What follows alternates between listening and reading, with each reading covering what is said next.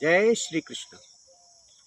भक्तों, अगर हम जीवन में सुख प्राप्ति करना चाहते हैं, दुखों का नाश करना चाहते हैं, तो हमें गीता, श्रीमद् भगवद गीता के दूसरे अध्याय के इस श्लोक को बड़े ही ध्यान से पढ़ना चाहिए।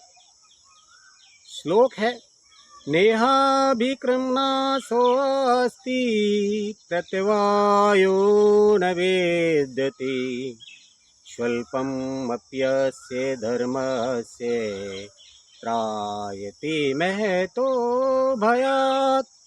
इसका अर्थ है कि कर्म योग में कर्म रूपी बीज का कभी नाश नहीं होता। मतलब जो कर्म हमने कर दिया है उसका फल हमें अवश्य ही भोगना पड़ेगा। दूसरा, इसमें उल्टा फल रूप दोष भी नहीं है।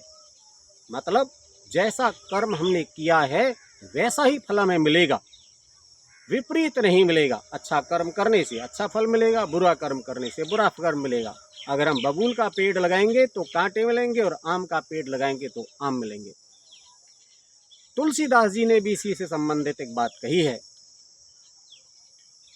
कर्म प्रधान विश्व कर राखा, जो जस करहि तस फल चाखा। इस संसार में कर्म ही प्रधान है। इस संसार में जो जैसा कर्म करता है वैसा ही फल उसको प्राप्त होता है।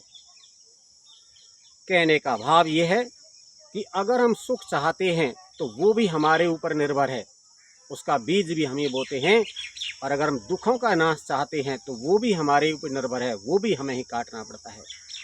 एक छोटी सी बात मैं कहना चाहता हूँ, सुख शब्द सु से शुरू होता है।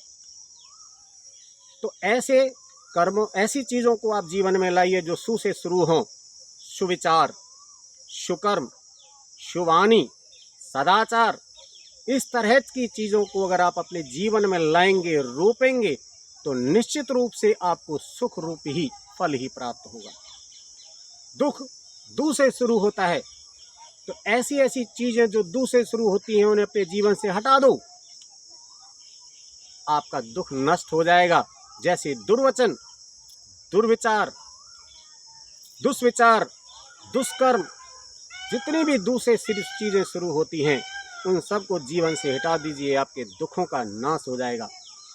तो बहुत छोटी सी बात है, अगर हम सुख चाहते हैं तो सु को बोएं, और अगर हम दुख को नष्ट करना चाहते हैं तो दू को जीवन से मिटा दें। जीवन सुखों से भर जाएगा। जय श्री कृष्ण।